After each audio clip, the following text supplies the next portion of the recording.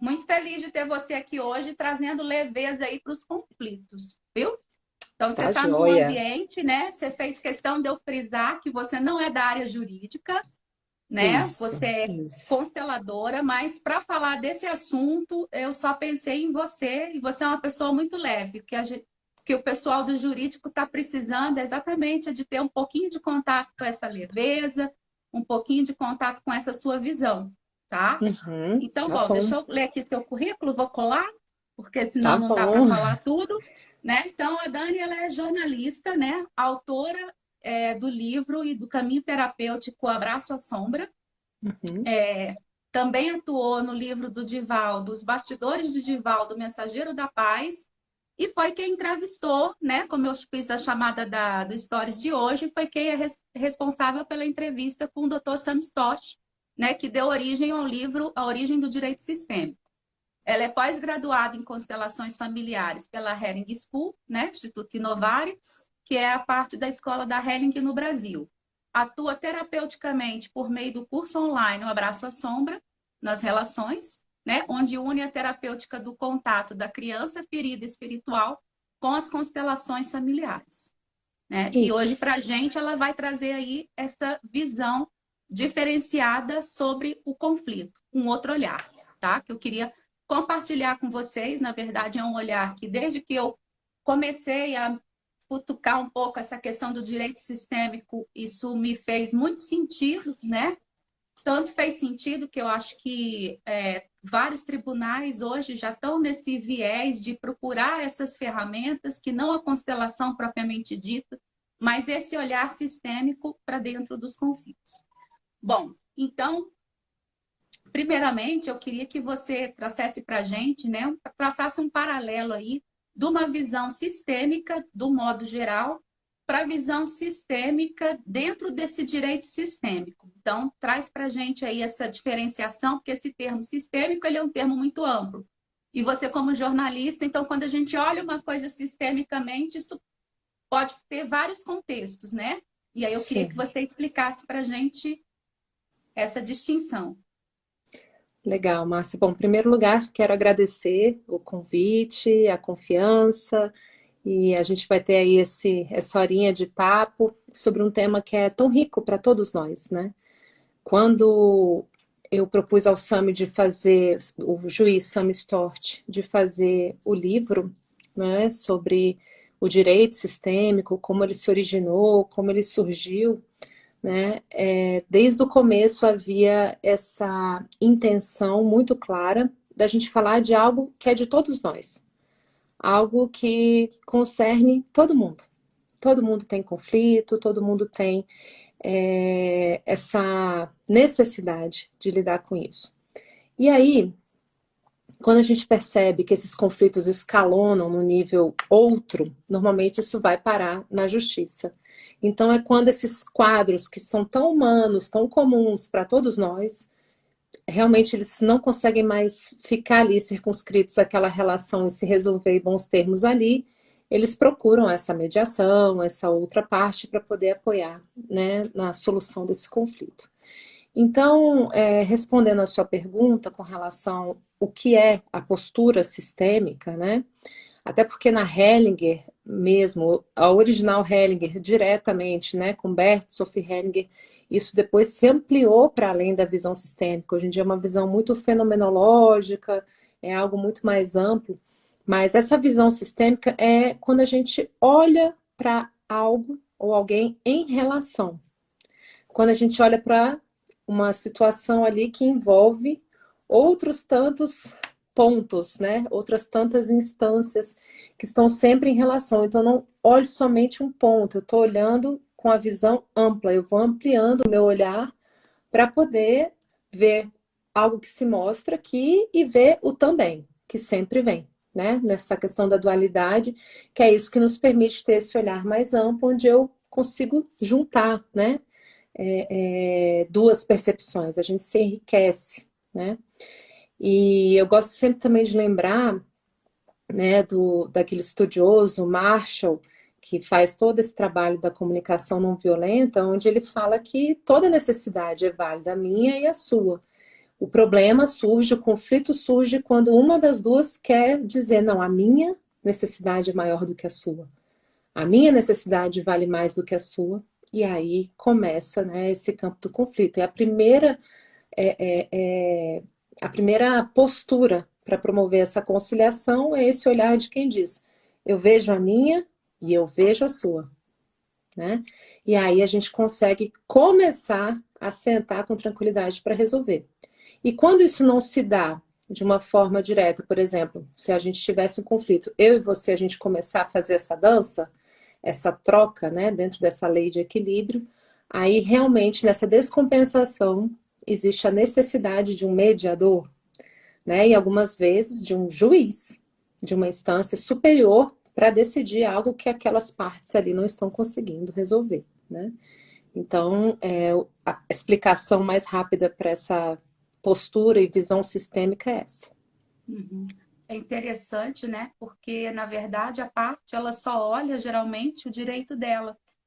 Principalmente quem demanda no judiciário, quem propõe a ação. Então, ela já chega logo cheia dos direitos. Ela não quer saber do direito do outro. Ela Uhum. quer que se faça valer aquilo que ela entende como sendo correto, como sendo justo, enfim. Uhum. E dentro dessa questão, dessa necessidade dessa dança, né, que você trouxe, de, sim, eu tenho direito, mas se a gente for olhar também, mas o outro também tem alguma necessidade, alguma coisa que não está atendida ou que não está bem resolvida, né? Então, fundamental a gente trazer essa questão do todo mesmo, do todo, olhar Sim. o processo como um todo, né? Não tem Uhum. nenhum nem outro que vai dizer assim, é o merecedor, mas sim todos dois, né? E quando a gente consegue, na verdade, colocar isso na prática, né? Quando o mediador consegue fazer com que as partes vejam que elas têm esse poder e essa capacidade de gerir, de chegar nesse meio termo, isso é bom demais. Olha quem Porque eu entrou acho aí na live agora, o Sami. Pois é, eu tô vendo, eu falei, nossa, essa live tem até a sumidade presente. Muito bom contar com ele aqui também. Mas, enfim, então eu acho que essa visão, né, ampliada. Só um pouquinho, Márcio. Ó, Sami, se você quiser depois entrar aqui e dar uma canjinha, a gente inclui aí, viu, Sami? Avisa aí nos comentários. Pois é só lhe pedir para aceitar, porque, na É, verdade, a pessoa aqui não é boa com esse trem de colocar ninguém dentro da live, não. Ele pede que a gente aceita mais para frente, se ele discordar de alguma coisa. Mas, enfim, então, essa visão, quando a gente consegue olhar o todo, né? Que quando a gente, para mim, antes de conhecer as constelações, eu tinha esse sentimento de visão sistêmica ser uma visão de todo. Ou seja, ver a questão da psicologia, da sociologia, de vários ramos ali dentro daquele conflito, né? E a gente precisa muito também desse aporte dessas outras ferramentas, dessas outras áreas. Mas não como o prisma do direito sistêmico mesmo. Eu não conhecia, né, até ter contato com a questão do direito sistêmico, né? Olhar nessa parte das exclusões, né, do pertencimento, das posturas e das leis maiores. Bom, uhum. Dani, vamos lá. Então, quais as vantagens, né? Estou perguntando para você, e aí, para o pessoal que também quiser comentar, né, que você vê para as partes envolvidas em um processo judicial, quando a gente tem esse olhar do juiz, né, por quem vai decidir, quando as partes, na verdade, não chegam a um consenso, né, quando o juiz se pauta dentro dessa questão aí do direito sistêmico, o que que você acha que isso traz de benefício para as partes? Bom, primeira coisa, né, a gente deixar claro, agora que tem um quórum maior aqui, que a minha fala não é de um lugar, de um operador do direito, né? Eu até brinquei com você, olha, você precisa convidar o Sami, né? Mas você me convidou aqui para falar sobre conflitos em geral, né? Agora, Uhum. o que me impressionou imensamente no relato do próprio juiz Sam Stort é, é esse lugar onde ele acorda nas partes, no sentido de despertar nas partes, esse chamado ao adultecer, ao responsabilizar-se, a tomar de novo posse dessa postura de quem está regendo a própria vida, né? Então, o juiz que tem essa visão sistêmica, do direito sistêmico, né? Como eu compreendi enquanto a gente fazia esse livro, e o segundo também, que a gente já gravou, ainda está a caminho, é uma profunda atitude assim de humildade, de retirar-se, né? Então, daquele lugar, né, que está ali para resolver de cima para baixo, o juiz vai e se retira. Ele abre mão disso. Não que ele vá deixar de fazer o que ele tem que fazer, de cumprir as leis, de, né, fazer toda a dosimetria do que precisa ser compensado ali naquela situação delicada. Algumas vezes na vara criminal a gente sabe, né, que os criminosos precisam dessa pena para conseguirem se redignificar perante si mesmos, perante a sociedade. Enfim, a gente sabe de todo esse trabalho que o juiz faz. Mas existe uma postura e ela é interna, ela é, eu digo assim, ela é garimpada, né? Ela é aos poucos forjada mesmo nesse estudo dessa postura sistêmica, dessa humildade. E ir aos poucos dando às partes essa lembrança, né? E essa visão mais ampla do todo, para ver também o lado do outro e principalmente sob o olhar das 3 ordens observadas por Bert Hellinger, né, e desenvolvidas também por Sophie Hellinger, nessa visão mesmo dos princípios básicos da vida. Existem 3 ordens que regem todas as relações humanas e quando as pessoas têm essa chance de olhar para essas ordens e ver o conflito através dessas lentes, com os movimentos que surgem de solução, com as frases de solução que surgem, aí as pessoas respiram leve. Os próprios representantes mostram isso no rosto, o campo mostra isso, quem está assistindo vê isso, né? Então, o juiz ali, ele entende, ele se rende junto a todos os outros aquilo que é, a ordem daquilo que é. E isso sempre me embevece muito, sabe? Porque a gente vê, né, nessa profissão de juiz um lugar assim de tanto poder, né, de tanta, enfim, é uma ascendência que as pessoas têm de cima para baixo, né? Então é uma experiência muito interessante, né? Você soltar isso e se colocar a serviço do todo, né? E eu acho que traz até uma leveza para o juiz também, porque essa questão de você ter essa ingerência, ter esse poder na vida do outro, né? E assim, na verdade, eu acho que isso traz um peso. Quando você consegue delegar para cada um, bom, essa história é sua, esse problema é seu, e você é capaz de olhar para isso, você é capaz de resolver isso por você, você não precisa de mim. Na mediação, a gente fala da técnica do empowerment, que é o empoderamento das partes, né? E assim, Uhum. e um juiz que tem essa visão sistêmica dentro da sua atuação, ele também está lançando mão dessa ferramenta, empoderando as partes, fazendo com que elas olhem para o conflito e que elas consigam, elas mesmas, por elas mesmas, resolver, né? E eu acho Uhum. que deve trazer uma baita de uma leveza para ele ao final, de, poxa, ainda bem. Que, às vezes a pessoa fica na dúvida, né? É um ser humano Uhum. também, né? Fica Uhum. ali só baseado em papel. Hoje a gente nem fala mais de papel, hoje o juiz ele vê o processo numa tela, né? Vê as Uhum. provas, enfim.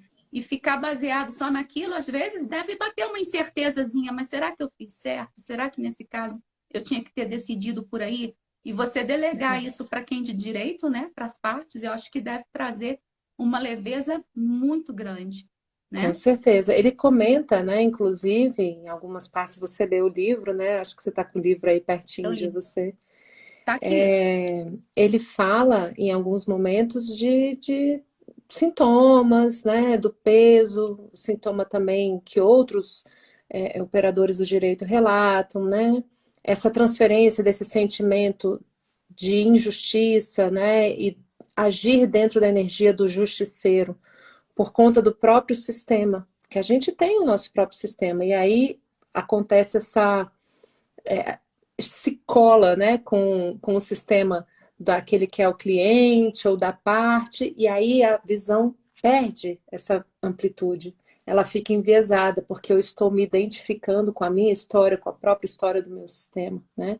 Então, a gente fala que dentro das constelações familiares, para formar um constelador e para formar um profissional do direito sistêmico, a gente precisa, sobretudo, olhar para o próprio sistema da gente, para os nossos próprios pontos cegos, né? Para as nossas próprias narrativas, a que a gente tende. Eu tendo a me alinhar mais, né, com aquelas pessoas que estão com uma postura mais de vítima, e sem dizer que não existe vítima, porque sempre tem uma vítima, né? E mas as partes, digamos assim, né? Ou eu estou me identificando mais com o autor, né? Isso é uma tendência no meu ser, isso é uma tendência na minha história pessoal. Então vem todo um treinamento para acontecer um autoconhecimento, para você se colocar a serviço desse lugar que não vai ficar, né, enviesando para um lado ou para o outro. Uma coisa que eu aprendi com você, que eu nunca tinha parado para pensar, foi das primeiras vezes que a gente se encontrou, e eu falei que eu era desse ramo, que eu trabalhava com mediação de família, né, bacharel em direito. Aí você falou assim, então você também tem um perfil de salvador, porque as pessoas que caminham, né, que enveredam para esse ramo do direito, sejam advogados, É do juízes, promotores, justiceiro. do justiceiro, o salvador não, do justiceiro. Então, tem essa questão de fazer justiça, né? De querer dizer o que é certo, o que é errado, né? E na verdade, eu falei assim, mas não é? Eu não tinha parado para pensar nisso, que eu tinha essa justiceira quieta. Agora vamos botar a bichinha quietinha, porque eu não estou resolvendo nada, entendeu? O problema é das partes. Agora eu já atendo com outro olhar, né? Sim. E assim, eu vejo que tem muita gente caminhando também, até advogados também, caminhando com esse olhar mais de não se misturar com o problema que chega ali para ele, né? E não é fardo. fácil. Não é fácil, né? Isso é algo que vem com o tempo e essa visão do justiceiro é algo muito comum à minha profissão também. Porque eu sou jornalista e eu fui repórter de veículo impresso, então assim, no período que eu trabalhei em redação, a minha vontade, quando a gente chega, é de fazer justiça, só que por meio, né, da expressão. No meu caso, a escrita, né? Mas tem aqueles jornalistas de TV, de rádio, que vem muito pela expressão, pela voz, né? Mas é a mesma coisa, é algo que está sendo comunicado para poder fazer justiça. Eu quero fazer as denúncias para o mundo, né? E a postura do justiceiro é muito comum a isso. E aí, é isso que eu acho muito lindo, inclusive o Sam Storch, ele tem, né, a comunidade de direito sistêmico, ele faz um trabalho muito lindo, eu recomendo muito que as pessoas entrem nessa comunidade para fazer esses estudos continuados, que é ele dá diversas aulas, né, ele faz também todos esses movimentos de levar as lives que ele faz aqui, ele leva lá para dentro, tem um momento de trocas, tem um momento de tirar dúvidas, e ele me convidou para fazer uma aula bônus para esse curso dele, com esse foco do abraço à sombra. E aí eu fui justamente falar dessa sombra do justiceiro, o que ela traz, né? Agora, como tudo na vida, incluindo os nossos emaranhamentos e as nossas narrativas, que, por exemplo, as minhas que me levaram a ser jornalista, as suas que te levaram a ser mediadora, elas fazem parte da nossa história, né? A gente se desfazer e pensar que, então até agora eu fui justiceira, tudo que eu fiz estava errado. Não, não é. Porque os nossos emaranhamentos nos levam longe também. A questão é que a vida continua caminhando e chega uma hora em que a gente pode começar a regular. Ao invés da gente ser governado por esse movimento, a gente começa a ter uma certa gestão sobre ele. A cada passo no autoconhecimento, a cada passo nesse mergulho interior, eu vou utilizando isso com mais uma possibilidade de autodomínio, sabe? Onde não é mais isso que me domina, é aquilo que está a serviço. E a gente vai trazendo isso para a luz, a gente vai acessando a luz que essa sombra traz. Então você vê grandes advogados, né, grandes pessoas que no começo eram movidas por essa força, puderam ir amadurecendo e conseguem hoje em dia colocar essa mesma energia e essa força a serviço de algo mais amplo, né? E nada de errado com o que foi até então, que nos levou até onde a gente chegou, né? Eu mesma canso de falar, né? Eu estou no meio, imagina, uma mediadora dentro do meio de um monte de advogado fazendo parte da comissão de mediação. Eu brinco que Esses eu não posso falar mal deles, porque são todos pacíficos, são todos advogados que têm esse viés colaborativo, até por estarem dentro de uma comissão de mediação.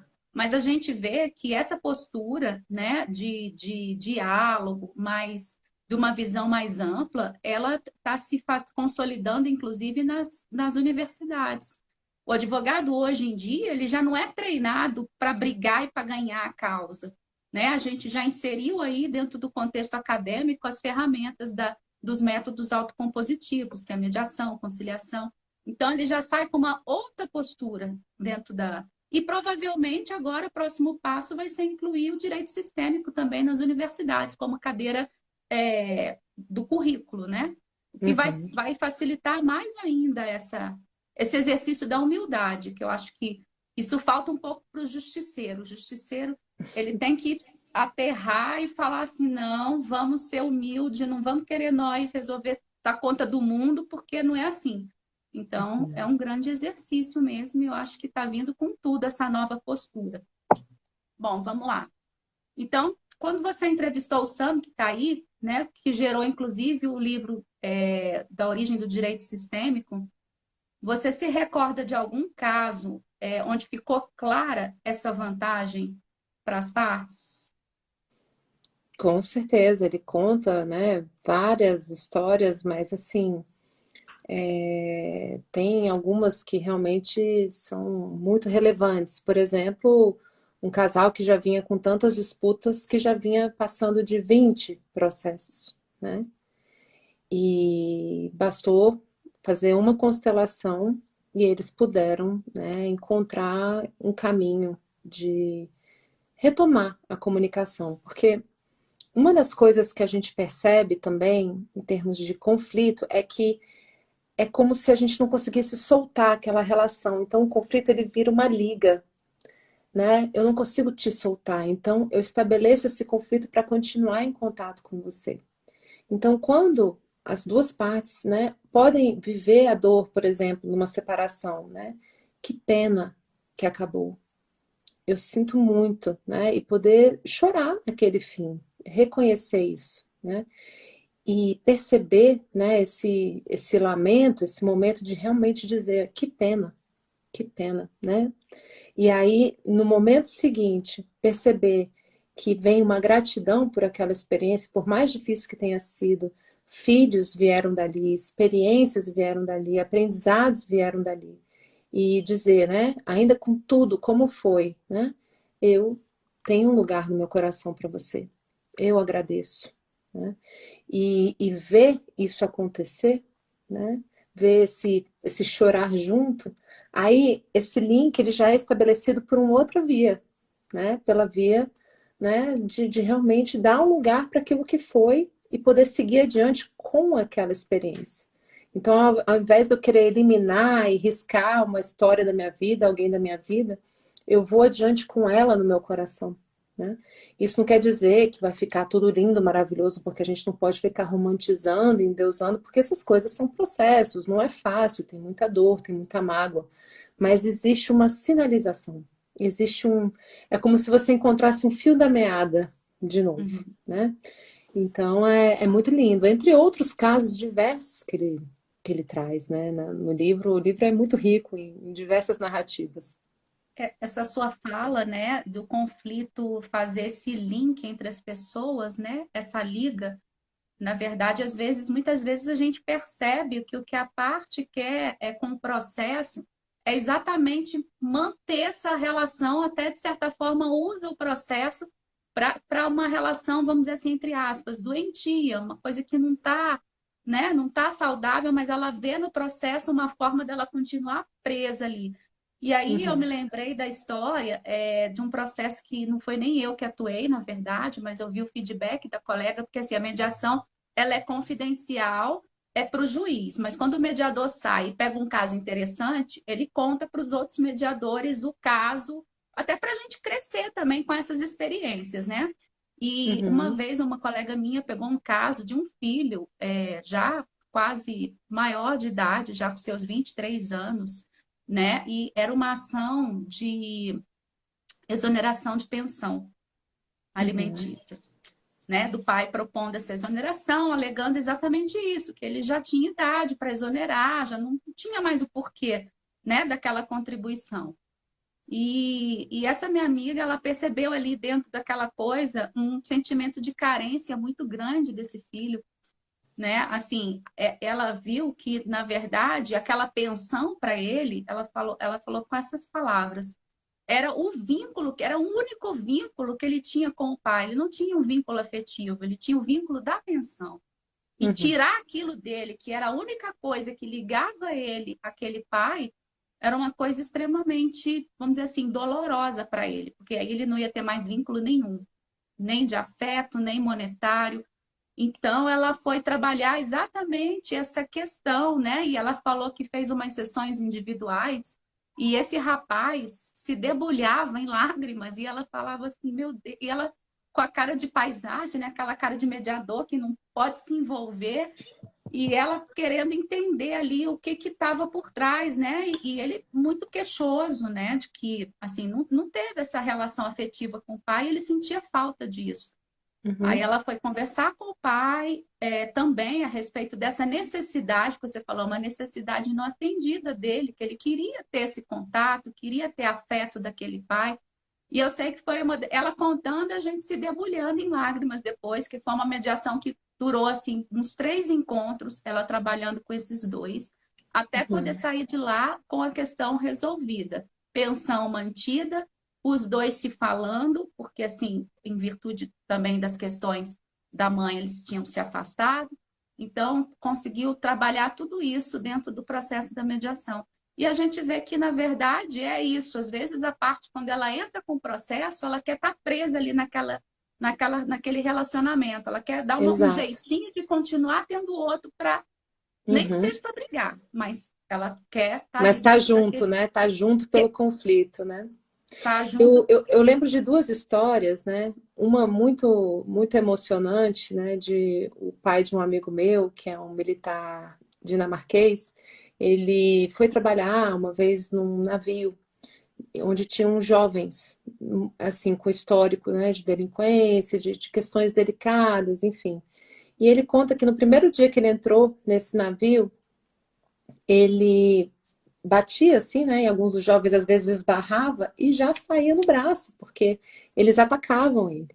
Aí na terceira batida que ele deu e que realmente a coisa aconteceu, ele foi conversar, né, com o comandante do navio, que o comandante falou: esses meninos sentem tanta falta de toque que eles buscam o toque e o abraço por meio, né, da agressão física. Né? E ele me contando isso, ele me contava isso em inglês e chorando, se debulhando em lágrimas. Então, assim, por trás dessa dor, por trás do conflito, tem uma carência, tem uma dor, tem um lamento. Né? Bert Hellinger sempre dizia que essa visão a respeito da raiva é sempre um sentimento secundário, que por baixo da raiva tem uma profunda tristeza. Né?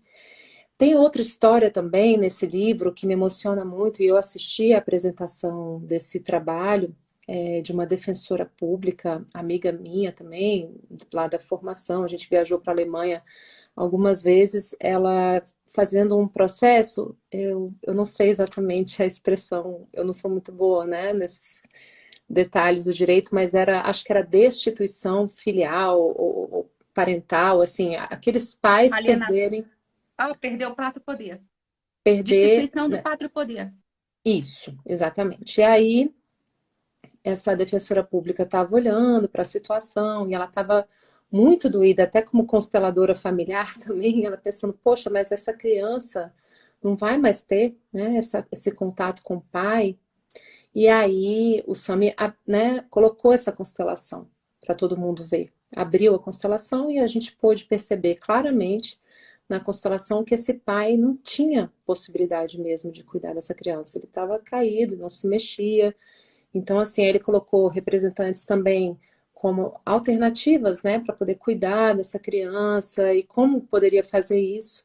E ela conseguiu explicar isso tudo no processo, e o juiz que depois, né, colocou o resultado ali final do processo, ele chegou a citar Bert Hellinger e conseguiu sensibilizar os pais que adotaram essa criança para manter, né, o nome do pai, para manter o contato, para manter o vínculo, né? E dar um lugar no coração deles para esse pai biológico, para essa mãe biológica, que é esse lugar de saúde para processos de adoção.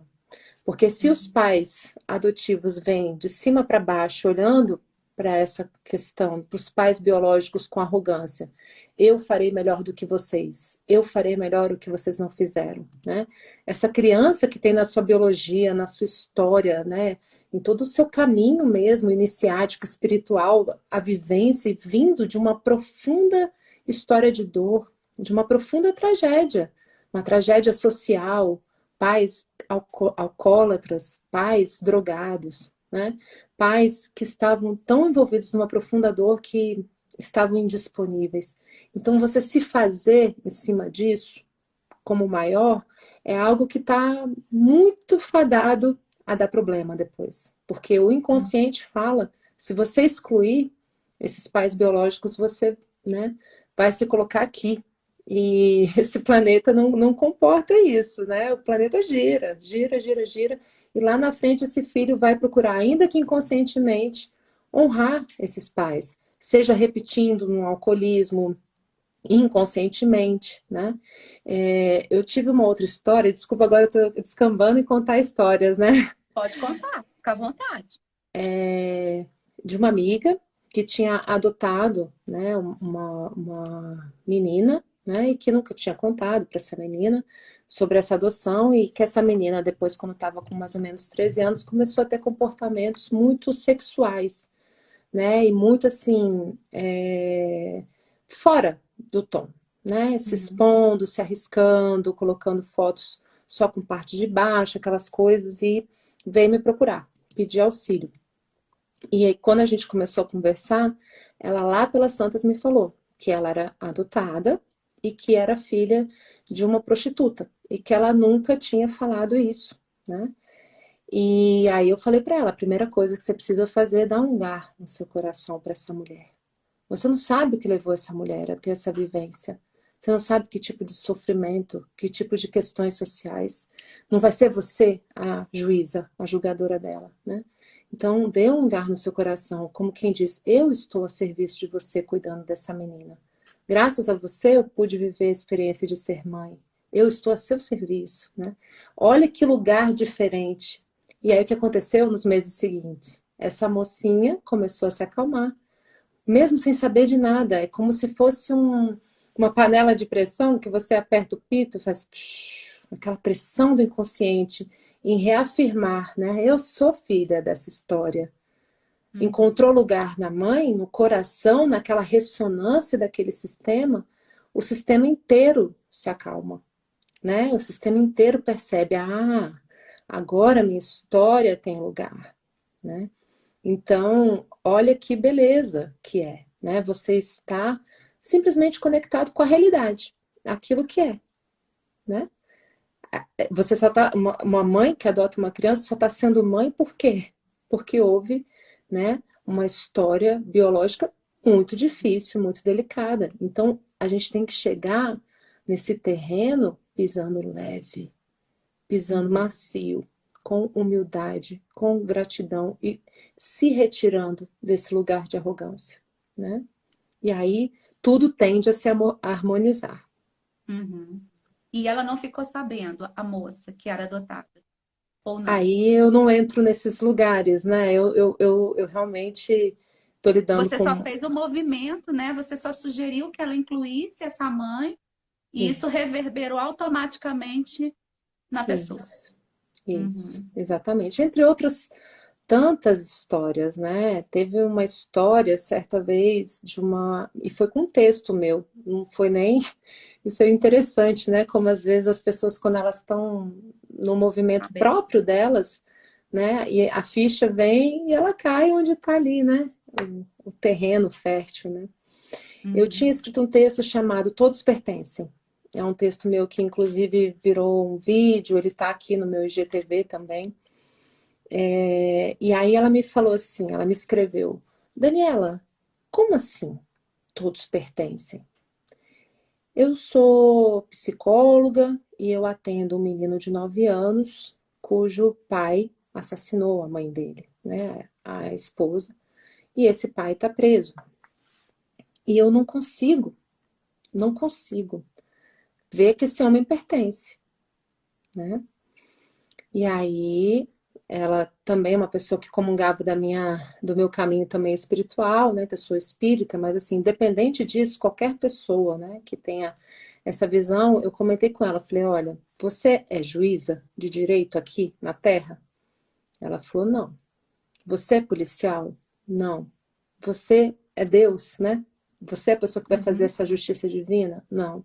Então, assim, ele já está preso, ele já está lidando com essa situação, né? Retire-se de ser a pessoa que vai ficar julgando e se coloca a serviço desse menino. E esse menino é metade essa mãe, metade esse pai.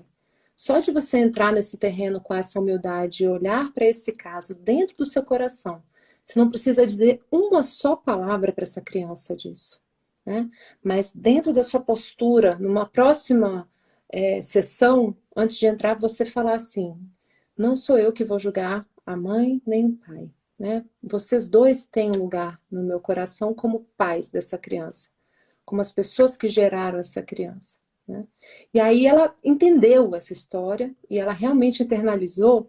E eu soltei, né? Eu simplesmente falei, simplesmente faça, né, o que você precisa fazer e deixa quem de direito esses julgamentos todos.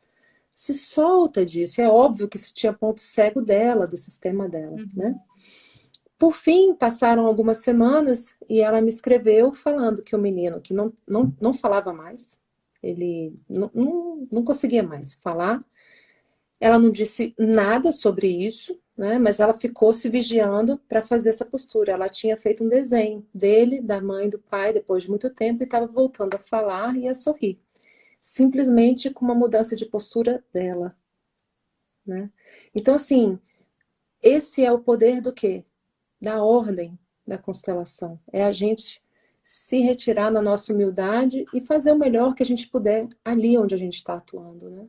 Uhum. E isso traz para a gente refletir o quanto que a gente julga, né?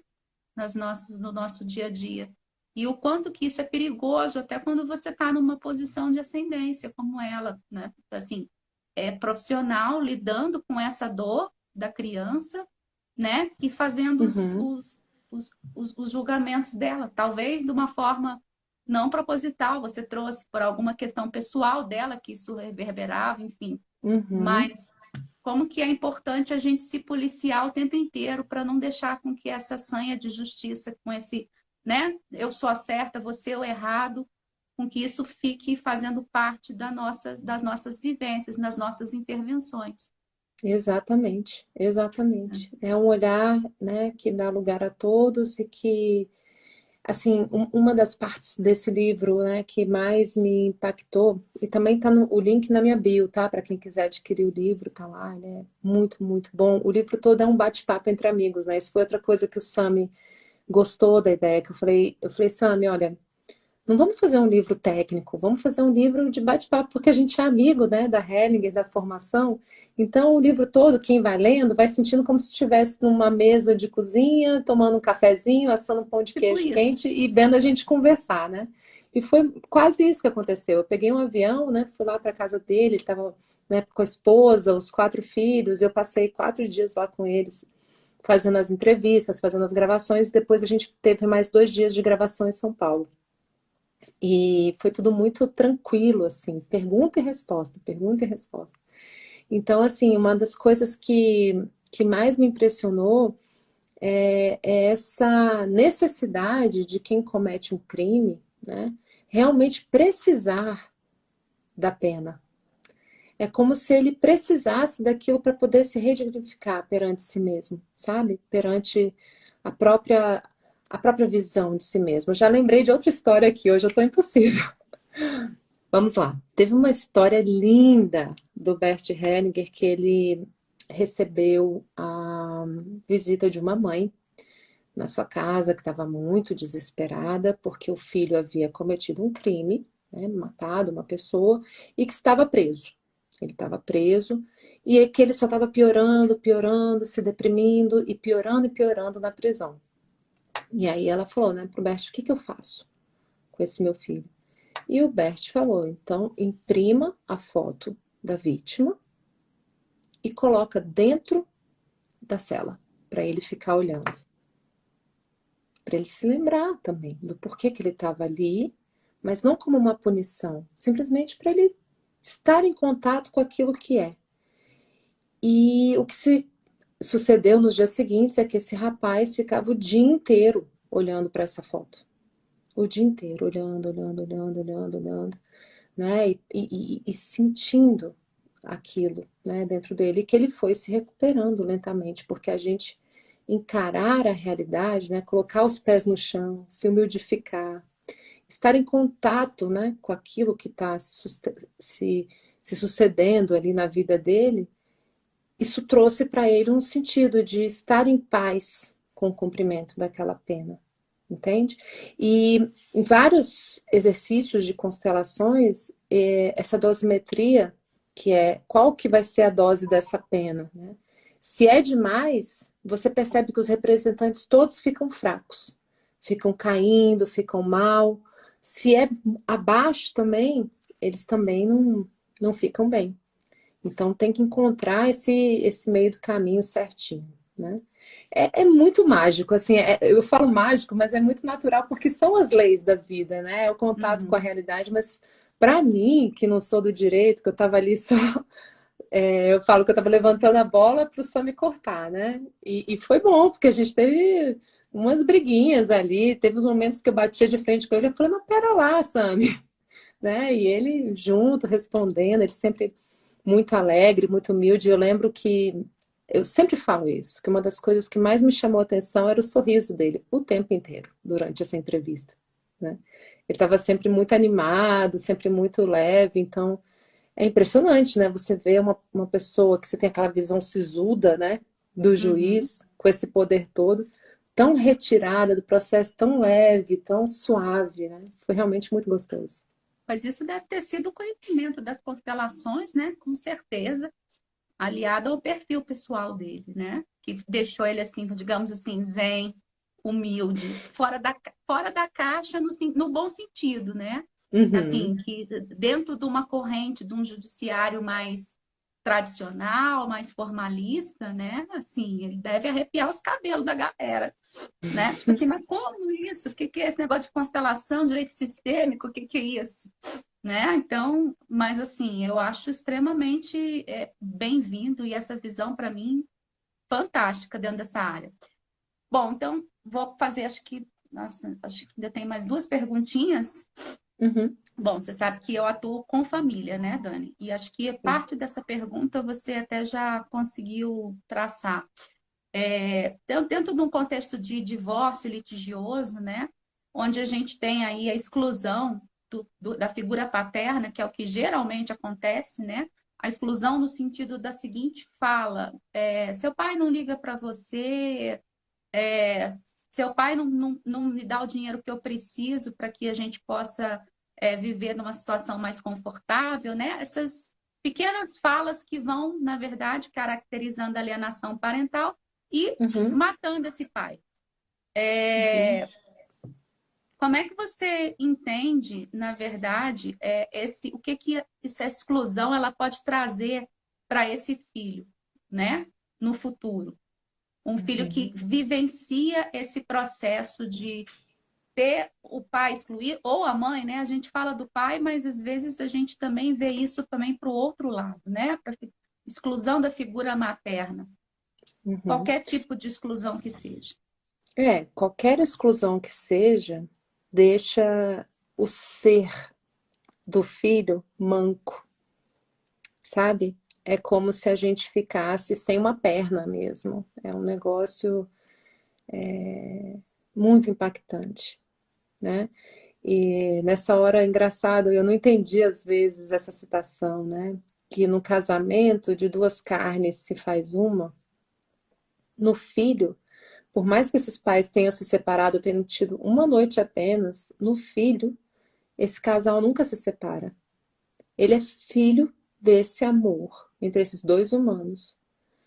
Agora, que amor é esse? É um amor romantizado, perfeito, né, de livro? Não. É um amor que eu brinco de terráqueos. Pessoas humanas, comuns, imperfeitas, e que ali, ao se juntarem, né, deram passagem para aquela vida. Depois disso, nesse momento, por mais que tenha sido uma única noite, algo que aconteceu às vezes até de um estupro, por exemplo, se essa mãe, se essa mulher, ainda numa situação delicada como essa, teve uma atitude de um amor imenso, que eu não vou, né, dar nome ou julgar como certo ou como errado, mas que disse sim para aquela gravidez continuar, e aquilo, né, continuou nela, é algo que só está acontecendo porque houve um encontro, né? Então, se os seus pais se separaram, os pais de qualquer criança se separaram, naquela criança eles estão sempre juntos. Ele é filho desse amor entre dois humanos comuns e imperfeitos, né? E quando alguém, a mãe ou o pai, tenta fazer do filho, né, um parceiro, um confidente, né, é como quem pega uma folha A4 assim, e rasga a alma da criança, né? E é como quem diz assim, olha, né, seu pai não presta, sua mãe não presta, seu pai isso, sua mãe aquilo, isso causa uma imensa dor na criança. Quantos filhos chegam na vida adulta e a gente nesses trabalhos de constelações, ou como no meu curso eu tenho falado muito para as pessoas, de aprender a frustrar a mãe, frustrar o pai, dizendo, olha, não mais. Se você quiser falar mal do papai para mim, se você quiser falar mal da mamãe para mim, vai falar com algum amigo seu, com seu irmão, com ela própria, com ele próprio. Comigo não mais, porque você está me pedindo para rasgar a minha alma ao meio. Eu sou filha desse homem, eu sou filha dessa mulher. Então, que dirá usar essa criança como parte? Olha que violência, né? Que dirá privar esse ser dessa convivência? Agora, é óbvio que a gente sabe que tem situações, por exemplo, de mãe e pai que estão impedidos pela justiça, às Uhum. vezes estão presos, às vezes são mesmo, representam mesmo um risco, né? Então, mesmo Sim. nesses casos, existe uma postura sistêmica que fala, olha, seu pai não está bem, sua mãe não está disponível, ela está adoecida emocionalmente, ela está adoecida psiquicamente. Agora, ele sempre terá um lugar no meu coração. Ela sempre terá um lugar no meu coração. Porque graças a ele, graças a ela, você está comigo, meu filho, minha filha. Olha que fala que enche o coração de um filho, né? Bert Hellinger dizia que a frase que mais alegra um filho é quando ele escuta a mãe dizer para ele, né? Meu filho, eu me alegro que você se pareça com seu pai, que você tenha muito do seu pai em você. E vice-versa, o pai dizer, né, para o Uhum. filho, para a filha, você se parece tanto com a sua mãe, isso me alegra muito, né? E que a criança ouvindo uma história dessa sente uma imensa alegria. E não quer dizer que não há os conflitos de casal, mas esses conflitos de casal, eles vão ficar na esfera dos adultos.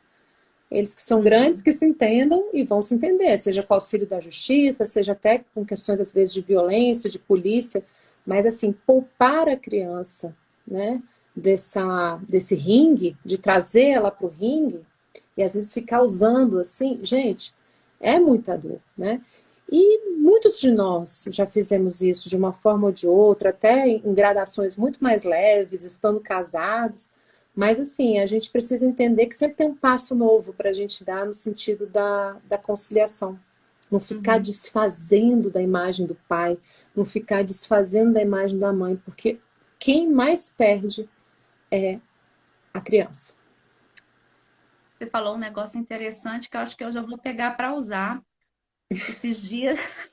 Esse negócio de rasgar a folha no meio. Vou deixar uma folhinha aqui quando eu entrar em mediação para fazer porque eu acho que o visual ele conta muito, sabe? Então, às vezes as Uhum. pessoas elas acabam se identificando com o que estão vendo.